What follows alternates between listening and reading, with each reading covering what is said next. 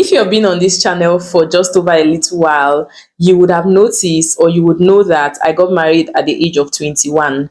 And in a couple of weeks, 2 weeks precisely, I am going to be turning 30. And I feel excited. Some days I feel nervous, but majorly I am excited and I am grateful to God. And I've been doing a lot of thinking. And I've come to realize that I spent my entire 20s learning about marriage and being married. For the most part, I mean, I did other things, a lot of other things, but I think that that's one of the major things that took up my 20s, especially my early 20s, because I just moved from being in my teens, like 19, and then I went into 20, and by the time I was getting to 21, I was really getting into marriage, right?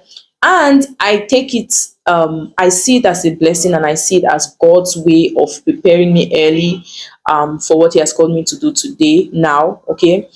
And yeah, because I've been thinking, I've been wondering, like, what are some of the things that today this Juditha now would tell her 21-year-old newly wedded self, Juditha, right? And I think it would apply to you if you're also somebody that has just gotten married, is about to get married. And the reason why I'm speaking to my 21, I think this video will apply a lot more to people who are like between 20 and 25, just gotten married, and maybe have not been exposed to a lot of things, because I wasn't exposed to a lot of things like a working environment, having colleagues. I believe that now, this is not to say that people who are maybe older, who got married older, or who are even in marriage, it disqualifies them from watching this video and learning a thing or two. But I'm specifying people in that age bracket, and with these other qualities that I've given, because I believe that with age, age is time, right? For you to say, oh, I'm 1 year old today, and the next year I am 2 years old, is as a function of time, because time is passing. That's how your age is increasing. And when there's time, you have the opportunity to experience things, experience challenges, overcome them, meet people, like just face different situations in life. So the younger you are, the less opportunities you've had to encounter experiences of challenges, to learn lessons. And so that's why I'm referring more to people who are younger. But that does not disqualify you if you're much older, or if you're in marriage already and you want to learn some of the things I wish I knew as a 21-year-old newly wedded wife. Welcome to the channel. My name is Juditha, and I make videos on marriage God's way. Now, the first thing I would like to tell my 21-year-old self is that you have to become emotionally intelligent. I allowed my emotions to drive me on a lot of issues. A lot of the times I acted out of my emotions, and I had not learned that my emotions cannot control me. That's one of the big lessons that I've learned in this year of my life, and I've seen it work for me. I've seen how, when I don't listen to my emotions, when I say, okay, this is how I'm feeling, but it's a feeling and it's fickle, it can pass. And when it passes, if I take a decision out of that emotion, I might so badly regret that decision. So a lot of the times now, I put myself to I sit down with myself, and this is one of the things that I'll say to a young wife, a newly wedded woman. Even if you're not 21, 25, whatever age you are, even if you're 40 and you're married, you're just getting married, I think this is something that can apply to you. It applies to everybody. It cuts across every field, in your office, with your relationships, friendships, family, parents, siblings. You cannot act based on your emotions, because emotions are fickle. So I would say to 21-year-old Juditha, don't act on your emotions. I know you're hurt, I know you're upset, I know you're angry, I know you're tired, but don't act based on that emotion. Think, like, process the action you want to carry out. Think about what is happening. Think logically. Keep your emotions aside. Assume that you're not feeling what you're feeling, and take a higher stance. Stand above your emotions, right? Okay. The next one, I'm going to read it exactly how I wrote it. I like to always write down the things I want to say to you guys, because I end up forgetting sometimes. So I said, love up on your husband. Be as clingy as possible, but do not lose your ability to function in his absence. I'm talking to Juditha at 21 years old. Yeah, this is mostly common when you have a man who is hands-on and an overly concerned partner. I'm speaking from experience. I think most times, like when we just got married, when my husband would travel, it would literally like paralyze me. I'll be so, like I used to tell him, I've said this a lot of times. I always used to say my husband is a highlight of my day. Like when he comes back, there's just light in the home, there's life. We start chatting, we talk about his work, just everything. Like I feel like I literally paused myself. Everything was more about what he was doing. And that's, I think that was just the phase, because now a lot of the times I think my husband is tired of hearing me talk about things that are happening on my channel.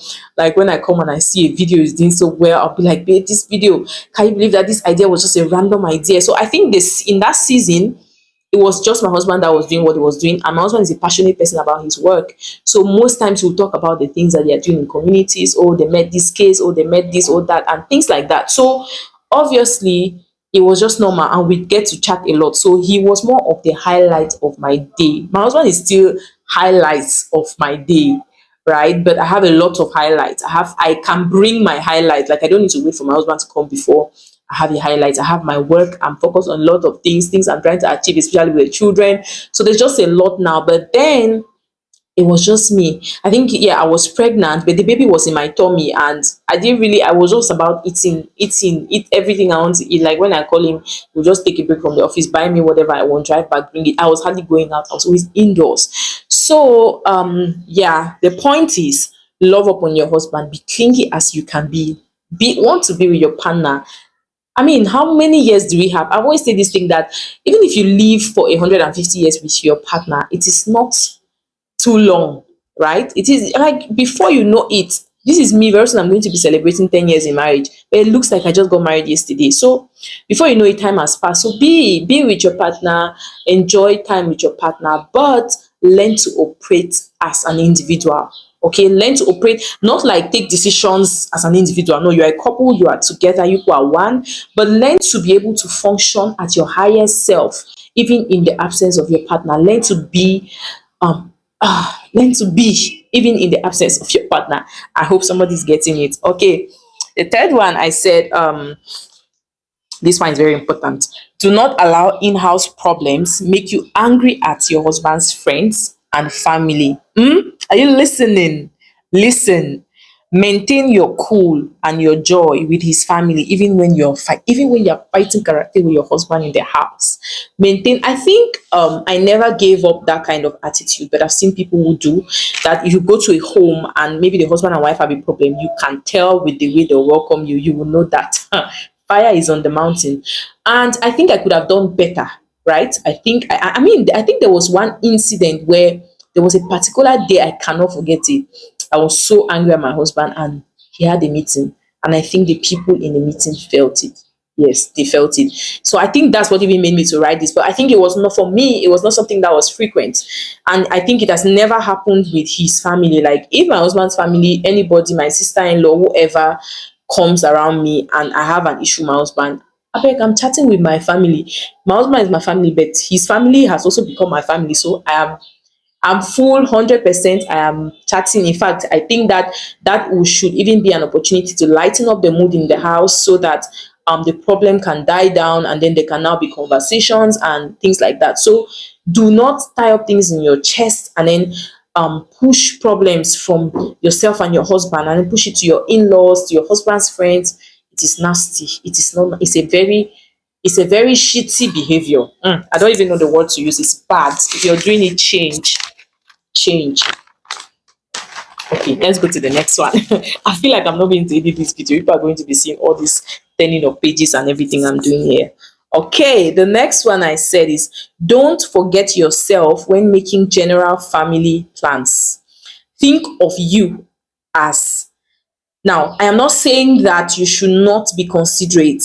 I am not saying that you should not compromise. In marriage, there has to be compromise. Your husband will compromise and you will compromise, because everything cannot happen at the same time. You see, everything cannot. I remember I talked on a video where my husband had gotten admission to a university in the UK. I had to travel for his master's. I had gotten admission in the University of Wales for my master's. I was just giving birth to a new baby. I was moving back to my parents' house. It was a whole new setting. Him being that way, me being in my parents' house, one person had to give, and that was me, right? And in other aspects, my husband, I've seen him consistently, especially when it comes to prioritizing needs. I've seen him consistently prioritize my needs and the children's needs over his. And of course, they get to a point where he has to also think about himself. If not, he's going to feel burnt out. So that's the point I'm trying to make here, that while you are considering the family, considering everybody else, make sure you consider yourself. Okay. I said, but while doing it, remember you are if you are flesh and blood. There's blood running through your veins, and you deserve to be in pursuit of something that gives you joy, that gives you butterflies. Aside from your wifely and momly duties, is there a word like momly?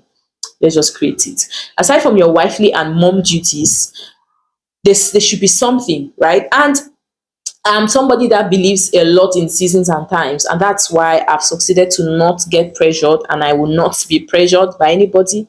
If you're achieving, bon pied la route, I will celebrate with you, but I'm coming and I'm not stopping, right? So I believe in seasons and times. There might be a season where it's not time for you to pursue whatever.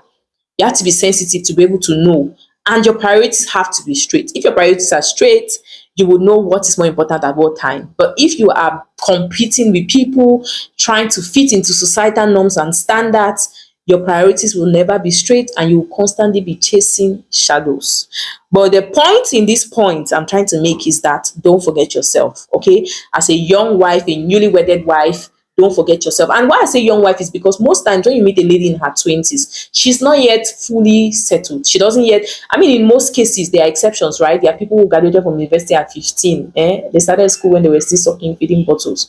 We know those kind of people. I'm not talking about them. I'm talking about the general norm where a 19-year-old, 20-year-old, sometimes even 21, because I graduated early. I started university in fact, I did not graduate early because I did a 4 years program. But if I had done a 3 year program, I think I would have graduated maybe 1 year earlier than my age mates, right?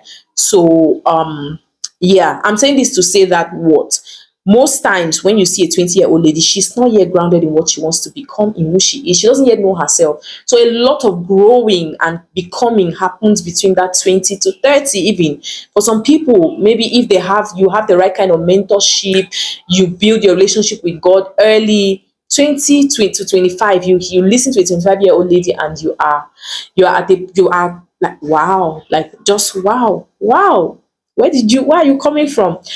And yeah, one thing I also want to point out is that even though a lot of times when I talk about myself, I say, oh, I didn't know this, I didn't know that. And it's still the way that I talk about myself now. But when I listen to the things that people say about some of the things that I say, when I listen to the things that people say about me, even in those ages that I used to think that, oh, I was young then, I didn't know this, I didn't know that. I believe that I think I was more mature in my mind than my age when I got married at that 21. Because even my husband would say it a couple of times. And in the video where I spoke about how we met, one of the things that attracted him to me was how bold I was.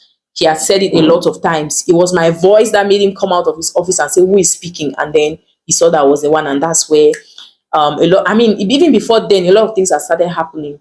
This is your clue to go and watch How I Met My Husband, right? Go and watch it. Anyways, yeah, don't forget yourself. The next point I wrote down is don't cut off all your friendships except you must. Okay, don't cut off your friendships. I see it a lot, and to be honest, I'm on the side of people who say that most times when you get married, your friendships just melt away naturally.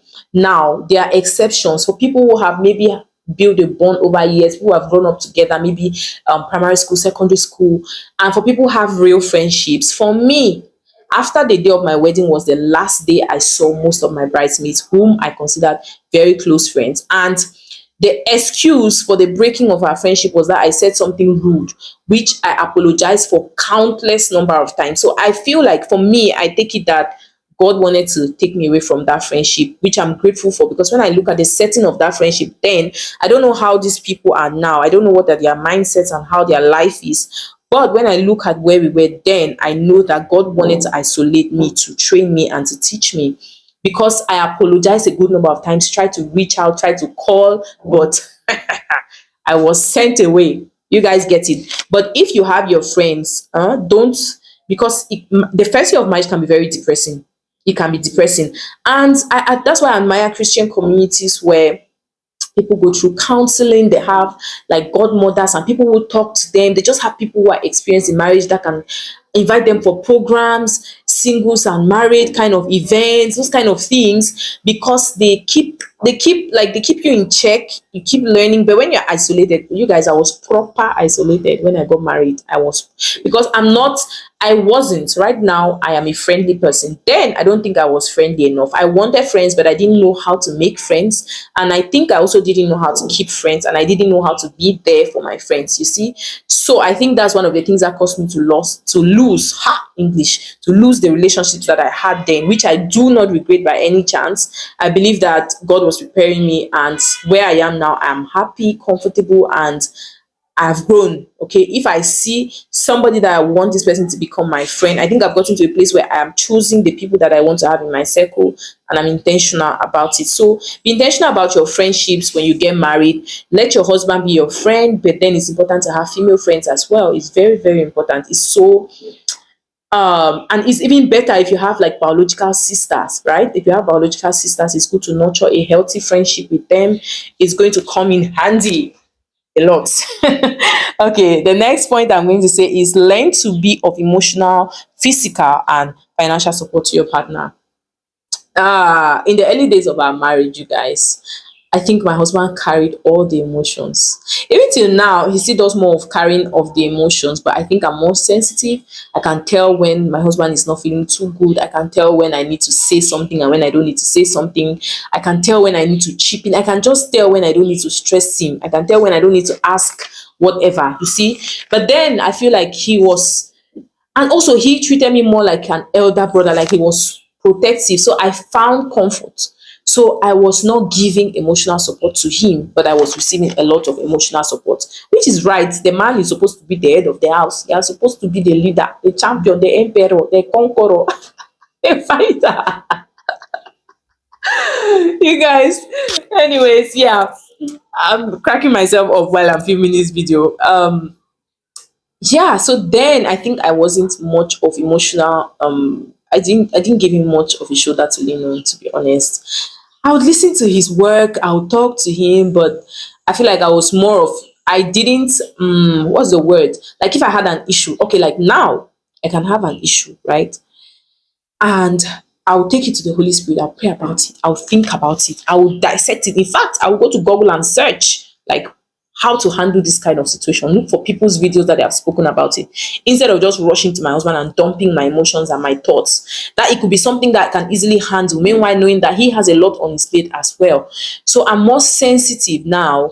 But while I'm being sensitive, I'm also trying not to go ahead of myself and passing by with things that I should actually take to him. You see, there are some things I should take to my husband. So I'm trying to find a balance between being emotionally, being responsible for my emotions and not just dumping. Like, oh, I remember there was a day he said, babe, you don't process, you just dump everything on me. I felt bad. I feel bad now that I'm saying it because I think I was not sensitive to his emotions then, right? I feel like I'm painting myself black in this video, but that's just the truth. I wasn't sensitive, but I was a good wife. Okay, I've always been a very nice, soft wife, very understanding wife, understanding girlfriend. Oh my god. Okay, so also what made me to realize that I wasn't really supportive like that financially. First of all, it was zero. I was not making any money. I was just shopping my husband's money. Nothing. I was not zero. In fact, let's not even go there. But emotionally and physically, yes, I was supporting physically. I was supporting my husband very well physically, but when it comes to emotionally and financially, I wasn't. And I don't feel bad that I wasn't financially supporting, because I was kind of financially supporting, because if the home is not balanced, you cannot go and work, be having headache. I was a peaceful wife. I am a peaceful wife. So yeah, but you guys get the emotional part point I'm talking about, right? Be sensitive to this man's feelings. Yeah, we always say, oh, women have emotion, they have hormones, we have this, men, they have their own things that they deal with. Sometimes it's just like a man in his house. If his wife slaps him, or if his wife is maybe what's the word, abusive, the man will not feel comfortable to express it out there, because he'll be like, weak man, you get. So men have their own things that they deal with. So be there for your husband. Check on his emotions, check on your husband, check on him. Okay. Another one I'm going to say is communicate with people outside of your home. Yes, yes. There's a lot of learning to be gotten. There's a lot of learning that you can get from conversations outside of your home. You know, when you're young, as a young lady, you get married, especially when you get married to a nice man, I'm telling you, that man can become your everything, your friend, your world, your everything, your just partner. But there's a lot you can gain if you have conversations with women, people outside of your home. While you are also very spiritually sensitive to know what is right and what is not right, it's important to have those conversations with people because you get to see different perspectives. You hear people's experiences. Sometimes you might even be dealing with it. I remember there was something that I used to deal with. Every time I'm on my, this is a little bit MIA, every time I'm on my period, I'll have like bumps under my arm. And then I remember I spoke with one of my, I used to feel like it was abnormal. Like, what kind of thing is this? People have pimple on their face. Why would I be having it around my arm, like around my arm area? And then I spoke with my husband's friend's wife, a family friend. Let me not even say that, yeah, because both of them are friends, are family, right? I spoke to her and she told me that she said it passively. And I was like, hey, so this thing like this, somebody else. And because at that point, I think I didn't even have friends that I speak a lot of in-depth things with. Even in my relationships in secondary school and university, I wasn't that in-depth. Like, there's a lot of things that I wouldn't just come out and talk about. So to me, that was like breaking news. Wow, I'm not the only person. So sometimes you might be in your home and you're going through something and you feel like you're the only one. Just recently, there's something that used to happen in my house. When my husband buys something for me and I share it with the kids, he's not happy. He's like, "Mm-mm, I bought it for you, eat it." Like, I'm like, I want to share with my children. My husband does not find it funny. When he buys something for me, it's for me. You got to eat it. Go to the room, hide, eat. So I was like, man, what is it? I just felt like he's unnecessarily getting angry that you buy me something. I decide what I want to do with it. I want to eat share with my children. I went to visit my neighbor the other day. Oh, was telling me how she got something and she asked her husband to buy something. Then her husband brought it and then she shared with her children. Her husband was like, nah, this thing is for you. Eat it. So the next time now she was telling her husband to bring something, her husband said he's not bringing it to their house, that she should come and meet him, let them go out. So he took her out and she had her eat out. When she said it, I was like, wow, this is a light bulb moment. I thought my husband was just being dramatic. So you guys comment, when your husband buys something for you, does he get upset when you give it to the children? When you share it with the children? Because it's not like I give all to the children, but let me be honest, most times yeah, I'll carry much and give to the children. And when I had that conversation now with my neighbor, that's when I got to realize that okay, this thing is not, my husband is not a, it's not just being overly dramatic, right? It is something that probably happens with other men. So having conversations with people outside of your home gives you a broader perspective of things, makes you see that you're not alone in certain things, makes you realize that you are blessed because people are going through even more than you have gone through and are ever going to go through. Sometimes I don't like using this statement because it doesn't have to take somebody's suffering to make you see your blessing, but it's a reality. We are human beings, and a lot of times that's why sometimes you go to the hospital and you get well before medication because you'll be in the hospital and your head is just aching. You will see somebody that is shouting because their whole body is on their whole body is paining. They cannot even understand what is happening. So we are human beings and we tend to compare sometimes and see the greatness in our own situation when we see how low somebody else is, which shouldn't be the case, but that is the case. Okay. The last I'm going to say is for my dear 21 to 25 or newly wedded wife, whatever age you are, please be considerate of your spouse. I'm going to film a whole video on this.